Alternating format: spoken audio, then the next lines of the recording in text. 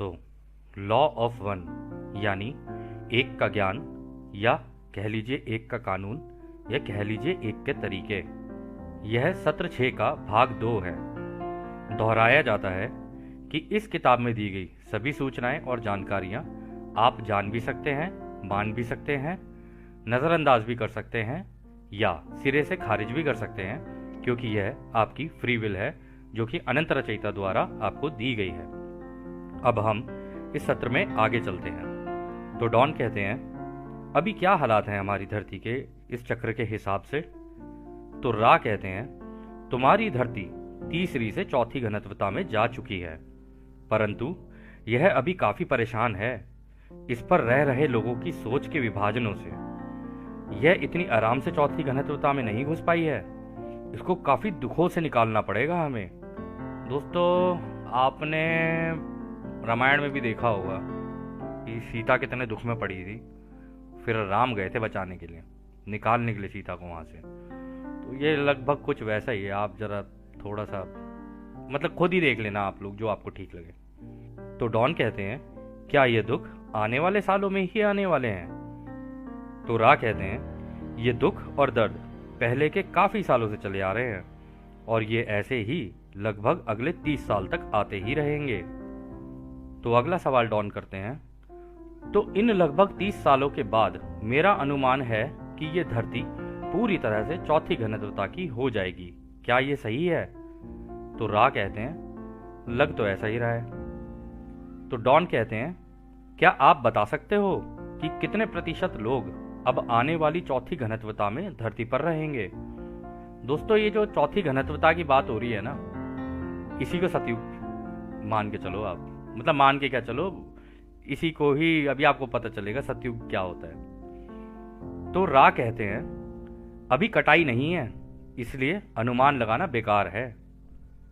तो डॉन कहते हैं, क्या यह कहना सही होगा कि जैसे हम तीसरे से चौथी घनत्वता की ओर बढ़ रहे हैं, इसलिए आप ये जानकारियां हमारी धरती की जनसंख्या से साझा कर रहे हैं? तो रा कहते हैं, हमारे भाई, हम तुम्हारे बीच में रहे हैं, हमें याद है तुम्हारे दुख, तुम्हारे दर्द, तुम्हारी तकलीफें, तुम्हारी निराशा।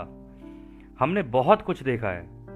हम ढूंढ रहे थे कुछ ऐसे लोगों को जिनके दिमाग खुले हों और जिनकी सोच हमारी सोच से मिलती जुलती हो, जो दूसरों की सेवा करने को अपना कर्तव्य समझते हों और बिना किसी भेदभाव के इन जानकारियों को लें और हमें मौका दें कि हम भी दूसरों की सेवा बिना किसी भेदभाव के कर सकें। छोटे में कहें तो हाँ, और ये भी कहेंगे कि हम दिल से तुम्हारा हार्दिक धन्यवाद करते हैं। तो दोस्तों, ये सोचो आप एक बार को, छठी घनत्वता में ऐसी ऐसी सिद्धियां प्राप्त करके पावर्स लेके बैठने वाले हमें कह रहे हैं कि हम तुम्हारा धन्यवाद करते हैं कि तुमने कम से कम हमें मौका दिया इस काम को करने के लिए। खैर, धन्यवाद तो दिल से इनके लिए निकलता है हमारे। तो डॉन कहते हैं, ये उड़न तश्तरियां जिनको हम यूएफओ बोलते हैं, हमने सुना है कि कुछ शुक्र ग्रह से भी हमारे यहाँ आते रहे हैं। क्या ये आपके थे? तो दोस्तों, यहाँ पे डॉन ये जो सवाल कर रहे हैं ना, तो हमने भी थोड़ी सी रिसर्च की थी। मतलब हमारे सारे जितने भी लॉ ऑफ वन के जितने भी जो विद्यार्थी हैं, विद्यार्थी कह लो, स्कॉलर्स ही हो गए अब तो सारे, तो हम रिसर्च कर रहे थे कि शुक्र ग्रह से कब आ गई यहाँ पे कोई उड़न तश्तरियाँ, ये यूएफओस कब आए, मतलब यहाँ से वीनस से कब आए। तो पता चला कि एक व्यक्ति हैं जॉर्ज एडम्स, उन्होंने कई किताबें छापी हैं, अब तो खैर वो नहीं रहे। तो उनकी इनसाइड द स्पेस शिप, क्या नाम है आपका, मिस्ट्रीज ऑफ फ्लाइंग सॉसर्स, तो ये बड़ी रोचक किताबें हैं। कभी यदि आपकी इच्छा हो तो आप देख सकते हैं। तो उन किताबों में इसका जिक्र था कि वीनस से लोग आए थे उनसे मिलने के लिए, और वो उनसे मिले भी थे। और उसके अंदर दी गई कुछ रोचक बातें हम आपको बता सकते हैं कि जैसे अगर आपको याद हो, रामायण में दिखाया जाता है ना कि भगवान राम के पाँव में जो चप्पलें थी वो खड़ऊ लकड़ी की जो होती थी। तो जब उनकी चप्पलें देखी गई ना, उनके जूते देखे गए, तो बिल्कुल ऑलमोस्ट वैसे ही थे उस किताब के अंदर जो प्रिंट है। और भी बहुत सारी रोचक जानकारी है उसके अंदर। यदि आपको लगे तो आप देख लेना। तो खैर रा आगे कहते हैं, हमें कांच, क्रिस्टल, ये कांच के जैसी चीजों का इस्तेमाल काफी तरह से करना आता है। अभी के कुछ सालों में हम तो नहीं आए हैं, हालांकि पहले हम कांच या क्रिस्टल और घंटी के जैसी दिखने वाली उड़न तश्तरियों में पहले के जमाने में तुम्हारे माया जाल में आते रहे हैं। तो दोस्तों ये जो घंटी की शेप में और ये सारी चीजें बोल रहे हैं ना, अगर आप किसी भी धर्म में उठा के देख लेना, इनका जिक्र है, बिल्कुल है इनका जिक्र। हर धर्म में है कि हाँ विमान हुआ करते थे, ये सारी चीजें हुआ करती थी, युद्ध जो हो जाते थे विमानों को लेकर होते थे, ये सारी चीजें हमारे उसके अंदर बताई गई हैं। तो हम अपनी सीमित जानकारियां वहीं से रिलेट कर सकते हैं, हमारे पास और कोई तरीका नहीं है, और कोई माध्यम है नहीं जिसके तरीके से हम लोग कर सकें। तो जब हमने भी देखा, हमने कई सभ्यताओं का देखा, हम लोगों ने काफ़ी सारे जैसे दोस्त वगैरह होते हैं, तो उनसे पूछा यार तेरे धर्म में भी है क्या ऐसा कुछ, क्या कहा हुआ है कुछ? तो उन्होंने भी कहा हाँ यार है। और अलग अलग जगहों से हम लोगों ने जब पता किया, हमने कहा हाँ यार इस बात को बताया तो है। तो उसी की ये बात कर रहे हैं, उड़न तश्तरियों की, या कह लो यूएफओज की, जो आज की डेट में यूएफओज बोलते हैं और शोर शराबा चल रहा है, एलियन आया, खैर जो भी है। तो इसमें एक चीज और इम्पोर्टेंट बोली यहाँ पे रा ने, कहा कि हम पहले के जमाने में आते रहे तुम्हारे माया जाल में। तो ये माया जाल है, इसका ज्ञान होना बहुत जरूरी है, और इस किताब में इस माया जाल को बहुत ही अच्छी तरीके से समझाया हुआ है कि माया जाल है तो क्यों है। तो डॉन कहते हैं, आप पहले कब इन घंटियों जैसे दिखने वाले जहाजों में आए थे? तो रा कहते हैं, हम 18,000 साल पहले आए थे, पर धरती पर उतरे नहीं थे। फिर उसके बाद हम 11,000 साल पहले आए थे। तो लगा लो दोस्तों, लगभग अगर 18,000 साल यहाँ कहा जा रहा है और 11,000 साल ये कहा जा रहा है, तो लगा लो अच्छा खासा 7,000 साल का डिफरेंस है, 6,000 साल का डिफरेंस है। मतलब दो तरीके की लैंडिंग में, पहली बार में लैंडिंग नहीं हुई, मतलब उतरे नहीं, दूसरी बार में उतरे, लैंडिंग हुई। तो डॉन कहते हैं, पिछले 30 सालों में कुछ फोटो और रिपोर्ट आई हैं कि शुक्र ग्रह से कुछ लोग हमारी धरती पर आए थे। क्या आपको इसके बारे में पता है? तो दोस्तों यहाँ पर भी ये जो कुछ फोटो और रिपोर्ट आई हैं, इनके बारे में जो बात हो रही है ना, ये 30 सालों में जब इन्होंने बोला, क्योंकि 1981 में है ये, जब ये सेशन हुआ है, सत्र हुआ है, और 30 साल में इन्होंने जो भी डेटा पूरा अपना गैदर किया, इधर उधर से उठाया, ये जॉर्ज एडम्स की, जॉर्ज हंट विलियमसन, इन सब की किताबों को और उनके अंदर जो दी गई जानकारियां थी, उनके अंदर दी गई जो फोटोज थी, उनसे देख के पता लगा था इन लोगों को। तो रा कहते हैं, हमारे भाई, हमें ब्रह्मांड की एकता के बारे में पता है। अभी हम शुक्र ग्रह के नहीं हैं, हालांकि हम पहले के समय में जब आए थे तो हमने अपनी सोच तुम्हारे लोगों से साझा की थी। वो सोच आज भी तुम्हारे कई लोगों के दिमाग और दिल में है। तुम्हारी धरती के लोग दिल से आज भी ध्यान अवस्था में हमें बुलाते हैं तो हम आ जाते हैं, ताकि उनको एहसास हो कि हम भी उनके भाई बहन हैं और तत्पर उनकी सेवा में हैं। अभी शुक्र ग्रह पर छठी घनत्वता के लोग नहीं रहते हैं। तो दोस्तों, इनसे कांटेक्ट करने का तरीका इन्होंने खुद बता दिया कि हमसे अगर कांटेक्ट करना है, अगर आप हमें देखना चाहते हो और हमसे मिलना चाहते हो, देखो किसी किसी केस में मिलना भी हो जाता है। अब हम उस चीज़ के अंदर गहराई में नहीं घुसेंगे कि हमने क्या किया क्या नहीं किया, लेकिन यदि किसी को देखने हो तो इसका तरीका है ध्यान अवस्था में जाकर। और एक व्यक्ति है, उनका नाम है डॉक्टर स्टीवन ग्रियर, क्योंकि हम भी ढूंढ ही रहे थे, इस किताब को पढ़ा तो ढूंढने लगे, कोई तो होगा इस धरती के ऊपर जिसने इस तरीके का कुछ तरीका बना रखा होगा। तो हमें पता चला कि डॉक्टर स्टीवन ग्रियर ने एक ऐसा मेथड बना रखा है जिसका इस्तेमाल करके इनको बुलाया जा सकता है। और अब इस धरती पे लगभग नहीं तो होंगे, आप लगा लो 2 बिलियन, आप लगा लो इतने लोग कर चुके हैं कांटेक्ट। उनको पता है कि हाँ ये है, मतलब 2 बिलियन ना भी हो, चलो 1 बिलियन भी हो, 100 करोड़ भी हो, तब भी पता है। और ये कोई कम नंबर नहीं है, बहुत बड़ा नंबर है। तो डॉन कहते हैं, जो आजकल उड़न तश्तरी या यूएफओ रिपोर्ट आ रहे हैं, क्या दूसरे ग्रहों से यहां आ रहे हैं? क्या आपको इसके बारे में पता है? तो रा कहते हैं, हम रा हैं और सभी ग्रह के समूह या कह लो महासंघ के हिस्से हैं, जो अनंत रचयिता की सेवा में काम करते हैं। इसमें करीब 53 सभ्यताएं काम कर रही हैं, यानी 53, जो 500 ग्रह की हैं। दोस्तों 500 ग्रह मिलकर महासंघ बनाना और उसमें 53 तरीके की सभ्यताएं, और वो भी एक सोच की और एक दिशा में चलने वाली, ये बहुत बड़ी बात होती है। इसमें कुछ तुम्हारे ग्रह के भी हैं जो अब तीसरी घनत्वता में नहीं हैं, या कह लो शरीर त्याग चुके हैं। तो दोस्तों ये वो लोग हैं जो इस धरती पे समाधि में जाकर अपना शरीर त्याग देते हैं और जाकर इस महासंघ को ज्वाइन कर लेते हैं। ये उनके बारे में बात हो रही है। इसमें तुम्हारे सौर मंडल से और अन्य आकाश गंगाओं के लोग भी शामिल हैं। ये असली महासंघ है जिसके लोग बेशक देखने में एक से ना लगें, परंतु एक के ज्ञान के हिसाब से दूसरों की सेवा में तत्पर साथ मिलकर काम करते हैं। तो डॉन सवाल करते हैं, क्या इस महासंघ में से अभी कुछ लोग अपने अंतरिक्ष यानों में यहां आए हैं पिछले 30 सालों में? तो रा कहते हैं, हम कहना चाहेंगे कि इस जानकारी का कोई खास महत्व नहीं है, क्योंकि ये एक के ज्ञान के आगे कुछ भी नहीं है, परंतु फिर भी इस विषय में बोलते हैं। किसी भी ग्रह के लोग यदि तुम्हारी धरती के आकाश या जमीन पर दिखना चाहें तो पहले वो अनुमति लेते हैं, ताकि तुम्हारी धरती के चारों ओर जो रोशनी की क्वारंटीन लगी है उसे हटाया जा सके। तो दोस्तों इस धरती के चारों ओर आपको लगता होगा कि ये क्वारंटीन क्या बोल रहे हैं। क्वारंटीन वो चीज होती है, देखो क्वारंटीन किस लिए लगाई जाती है? क्वारंटीन इसलिए लगाई जाती है ताकि अटैक से या इस तरीके की चीजों से बचा जा सके। यदि आप में से कोई कंप्यूटर की दुनिया का है तो उनको पता होगा कि कंप्यूटर में एक चीज लगाई जाती है, फायरवॉल। अब आप देखते जाएंगे कि इसमें दी गई जानकारी और एआई की जानकारी कितनी समानता है दोनों के अंदर, लेकिन समानता के साथ साथ विभाजन कहाँ है वो भी देखना जरूरी है। अभी आप देखते जाना। तो उसके अंदर फायरवॉल लगती है और यहाँ धरती के ऊपर लग रखी है क्या? क्वारंटीन।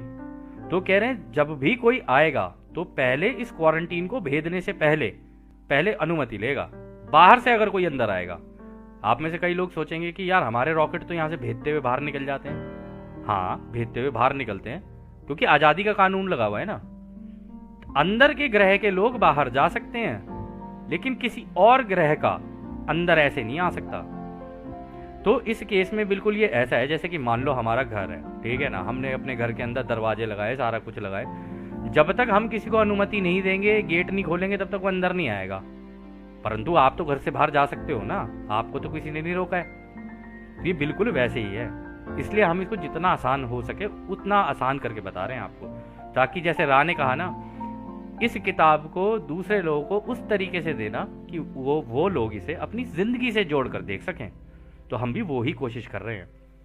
तो आगे रा कहते हैं, पहले इस अनुमति का कारण और उद्देश्य समझा जाता है और फिर उसे माना या नकार दिया जाता है। किसी भी वक्त करीब 15 महासंघ के लोग अपने अंतरिक्ष विमानों में तुम्हारे आकाश में हमेशा मौजूद रहते हैं, और बाकी यदि तुम मदद मांगो तो तुम्हारी सोच के द्वारा अपनी मदद पहुंचाते हैं। तो दोस्तों यहाँ पर ये जो कह रहे हैं ना, सोच के द्वारा अपनी तुम्हें अपनी मदद पहुंचाते हैं। तो जब आप मेडिटेशन में बैठे होते हो ना, तो मेडिटेशन में अगर आप उस ध्यान अवस्था के अंदर ही अंदर चले गए और आपने इंफॉर्मेशन मांगी और आपने कहा कि स्पेशली अगर आपने ये कहा कि मुझे ये इंफॉर्मेशन अनंत रचयिता की का जो महासंघ है, जो उसकी सेवा में है, जो हमारे भाई बहन हैं प्रेम और रोशनी के, उनसे हम लोग यह इंफॉर्मेशन चाहेंगे तो आपको मिल जाएगी। तो आगे रा कहते हैं, अभी इस वक्त 7 ऐसे अंतरिक्ष यान तुम्हारे आकाश में मौजूद हैं, परंतु तुम्हें दिखेंगे नहीं।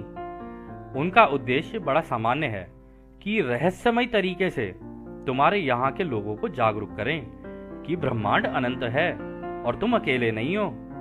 ऐसा वो तुम्हारे आकाश में प्रकट और गायब होकर रहस्य के द्वारा करते हैं। तो दोस्तों पता है आपको, ये यहाँ पे कह रहे हैं ना, ये रहस्यमय तरीके से करते हैं हम। कई लोगों ने हमसे पूछा, और जैसे बातचीत होती है तो उसमें भी किसी ने हमसे बोला कि यार ये खुल के सामने क्यों नहीं आ जाते हैं जब अनंत रचयिता के द्वारा भेजे गए हैं। उसका एक कारण है जो भी आपको शायद आगे और गहराई में पता चलेगा। दोस्तों, ग्रह हमारा है, अभी हमारे यहाँ पे कुछ लेसन्स चल रहे हैं, ये आपको आगे आगे पता चलेगा। तो उसके अंदर बीच में इंटरफेरेंस ना हो, उसमें इंटरफेयर नहीं करेंगे ये, क्योंकि आपकी आजादी लगी हुई है, आपको देखना है। अगर आपका घर है, आपके घर की चीजें हों और हम आपको आके बताने लग जाएं कि नहीं नहीं ये सोफा यहाँ ठीक नहीं है, इसे उठा के यहाँ से यहाँ रख दो, नहीं नहीं ये गैस तुमने जो कर रखी है ऑन, ये नहीं। इनिशियली तो हो सकता है शायद आपको अच्छा लगे, लेकिन बाद में जाके पता क्या होगा, यार ये क्या है यार, ये तो हमें हर चीज के अंदर ही टोके टोके जा रहे हैं ये तो आप भी तिल मिला जाओगे। इस चीज का ध्यान रखते हुए, क्योंकि इनको आजादी का कानून इतने अच्छे से पता है ना, आप इस पूरी किताब में एक चीज नोटिस करते जाना, इनको आजादी का जो उल्लंघन, इनको बोलते हुए तो खैर हमें भी शर्म आती है, हम तो भाई बहन की तरह ही बोलते हैं इनको, तो आजादी का कानून इनको बहुत अच्छे से पता है। और दूसरी सबसे बड़ी इंपॉर्टेंट चीज ये, क्योंकि रचयिता ने सिखाया हुआ है कि यदि तुम्हें किसी को सिखाना है ना, तो रहस्य का इस्तेमाल करो। जब तक उसकी अंतर इच्छा नहीं होगी ना, तब तक वो जानने की कोशिश ही नहीं करेगा। आप कभी नोटिस करना दोस्तों कि हमारी आदत होती है, हम तो दिल से सोच रहे होते हैं कि हाँ यार मैं बहुत प्यारा हूँ भाई, मैं दिल का बहुत सच्चा हूँ, मैं तो जाके इसको बस आज सारा प्यार उड़ेल दूंगा इसके ऊपर, और ये लो जी प्यार बांट दिया मैंने, ऊपर प्यार बांटते चलो, प्यार बांटते चलो। ऐसे नहीं होता, प्यार का संतुलन होता है। इस किताब के अंदर बताया गया है कि प्यार का संतुलन क्या होता है। अगर आप ऐसे ही करते रहोगे ना किसी के साथ, जबरदस्ती अपना प्यार दिखाए जा रहे हो, ये सारी चीजें करे जा रहे हो, और जबरदस्ती उसे चीजें दिए जा रहे हो, वो मांग रहा नहीं है, आप दिए जा रहे हो। वो आप रहस्य क्रिएट कर सकते हो, अगर आपने रहस्य क्रिएट कर दिया तो ये मांग लेगा। तो रचयिता का ये कहना है पूरे ब्रह्मांड में कि अगर तुम्हें अपनी इंफॉर्मेशन किसी को देनी है, सूचना किसी को देनी है, जानकारी किसी को देनी है, तो पहले रहस्य तो बनाओ। जब तुम रहस्य बनाओगे तब वो मांगेगा, वरना वो मांगेगा ही नहीं। तो ये एक बहुत बड़ा ज्ञान है, इस एक के ज्ञान का हिस्सा है ये भी, कि आपको हो सकता है आपको ये एक का ज्ञान बहुत पसंद हो और आपके पास आया, आपने ले फॉरवर्ड, क्योंकि अब तो हमारी पूरी जनता जो है, क्या ही बोले, आदत ही पड़ गई है। हमारे पास तो कोई भी चीज आती है, good morning, good night, good evening, इसी में मतलब आधे दिन का इतना एक समय का हिस्सा तो इसी में चला गया।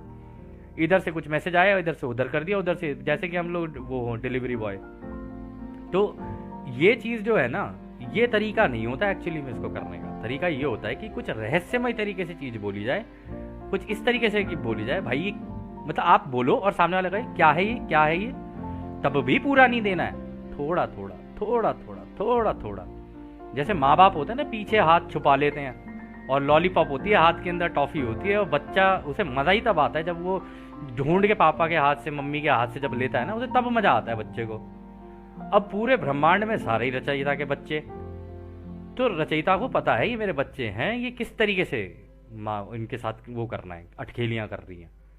तो आपको अपने आप को, अगर यदि आप में से कई लोग माता पिता भी होंगे, कई लोगों ने माता पिता ना भी हों, आपके छोटे भाई बहन हो, दोस्त हो, कुछ भी हो, चीज आपको, आपके हाथ में कुछ भी ना हो, बस हाथ पीछे कर लो, उसको ऐसा लगता है कि जैसे हाथ के अंदर कुछ है, तो कहते क्या है हाथ में, तो ये एक खेल सा बन जाता है।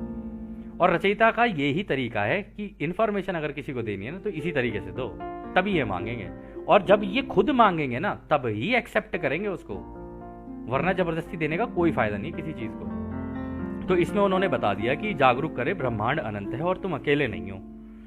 ऐसा वो तुम्हारे आकाश में प्रकट और गायब होकर रहस्य के द्वारा करते हैं। तो रहस्य का यहाँ पे आपको समझ में आ गया कि रहस्य का कितना बड़ा वो है, कितनी बड़ी मतलब इंपॉर्टेंट चीज है रहस्य।